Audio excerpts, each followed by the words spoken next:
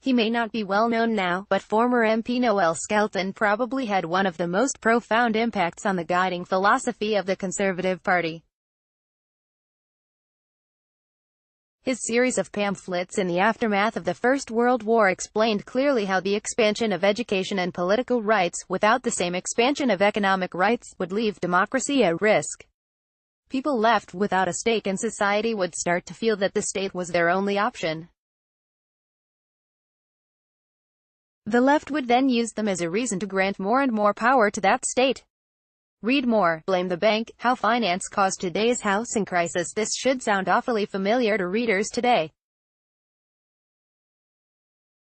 Skelton called for an ambition that would then be adopted by some of the best thinkers on his side over the next century, a property-owning democracy.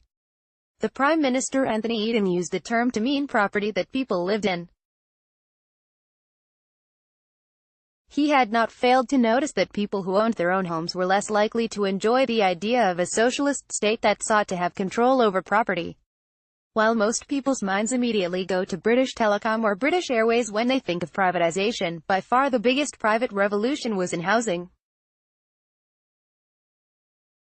By giving social tenants the right to buy the homes they lived in from the council, Margaret Thatcher gave them the chance to own their own property, and therefore to have the state as servant and not as master. Of course, you don't have to own property to be a capitalist. What matters isn't who owns what, but whether there is a choice, the opportunity to own, not the fact of ownership. For too many households in Britain today, that choice doesn't exist. Our restrictive planning laws have led to many of us, even those lucky enough to work in the city, being unable to own our homes.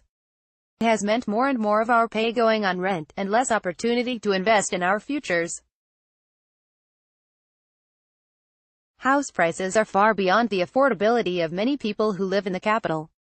Everyone from cafe workers to well-off city slickers knows this, but it is particularly true for the lowest-income Londoners, who live in council houses. The government has been trying to make home ownership a reality for this group, but the numbers don't add up. Right now, tenants can buy their home from their council. A discount is given, up to a maximum of £108,000 in London. But this is only available for the home they live in.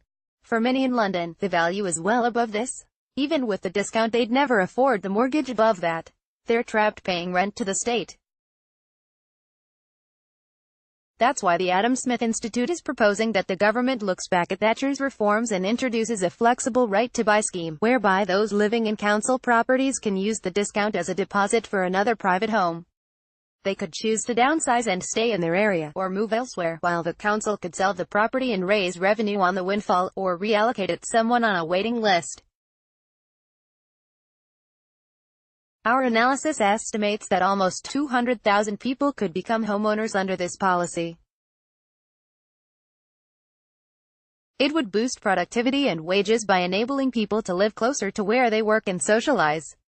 Importantly, it will mean the expansion of choice.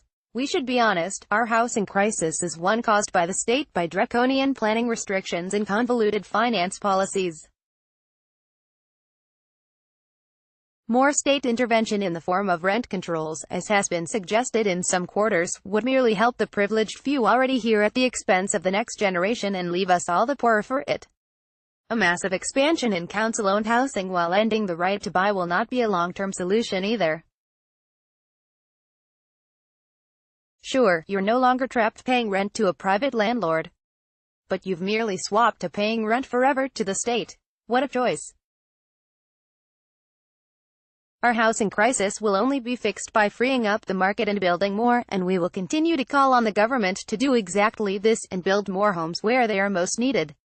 But we need to make better use of our existing homes too. And that starts with giving people choice.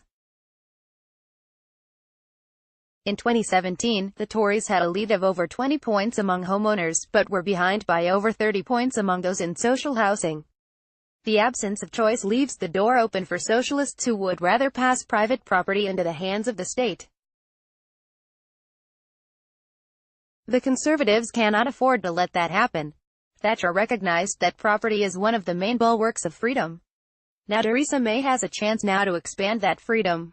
She should take it. Read more. Would encouraging landlords to sell to renters solve the housing crisis?